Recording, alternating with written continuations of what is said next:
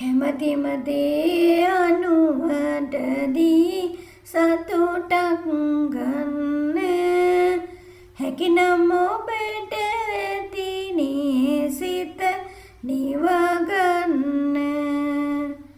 කැපෙන විටදී හැකිනම්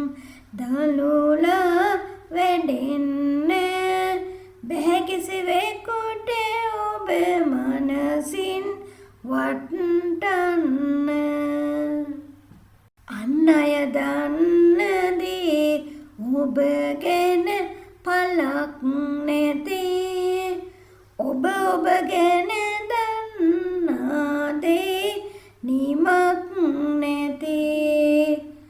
වැදගත් වන්නේ එය පමණයි සතුට සිතේ අන් අය ගැන එපා කාලය වැය කරනු සිතේ තමන් සතු වටිනම වස්තුව සැනසීම අන් අය නිසා එය නැති කර ගනු